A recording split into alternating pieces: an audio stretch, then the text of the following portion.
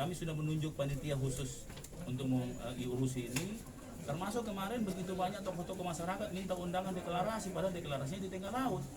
Nah, tidak minta dihadiri oleh orang, ya, karena kita memang selalu taat tentang anjuran pemerintah.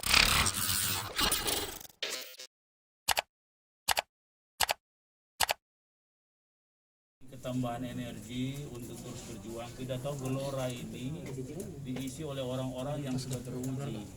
Partai boleh baru, tapi isinya para petarung. Kami butuh memang para petarung, karena di Pilkada Makassar ini 4 pasang jago-jago semua. Nah, sehingga pertarungan ini akan lebih semarak dengan pertarungan gagasan. Karena masyarakat cerdas Makassar yang sudah pernah menguji kecerdasannya akan menjadi penonton yang baik dari gagasan-gagasan itu. Jadi kami berharap dan kami bersyukur dan berterima kasih kepada Partai Gelora bisa menjadi bagian dari semangat kebersamaan untuk memenangkan Pilkada 2020.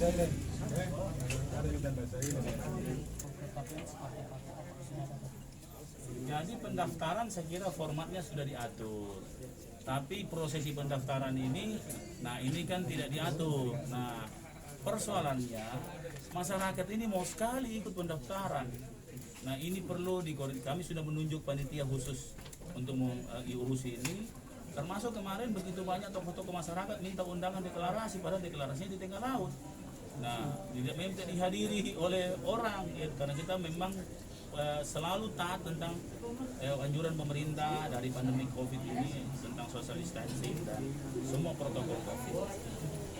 Insya Allah kita akan atur dengan baik. Tapi memang kelihatannya cukup banyak orang akan ikut. Yang jelas adalah masanya ada bersama Partai Gerindra, Nasdem dan Partai Gelora, masa yang sangat teratur. Itu sudah kita uji beberapa kali. Insya Allah, mau banyak apapun kita atur baik. Itu prinsipnya. Soalnya cukup dengan 3 partai ini? Atau... Saya kira Gelora masuk itu keberkahan bagi kita, ya.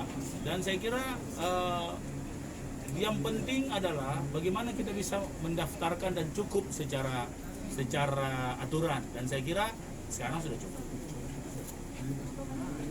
Partai Gelora sudah disampaikan oleh kandidat juga terutama Pak Dhani dan Bu Fatma bahwa kita melihat pada surveinya dan saya kira dengan survei itu menjadi dasar dua partai yang punya kursi baik itu Nasdem dan Gerindra punya basis yang jelas dan insya Allah dengan Gelora yang juga sudah dibuktikan juga bahwa dia punya basis sehingga kita yakin bahwa basis-basis ini bisa liquid digerakkan secepat mungkin untuk bisa memenangkan kandidat kita.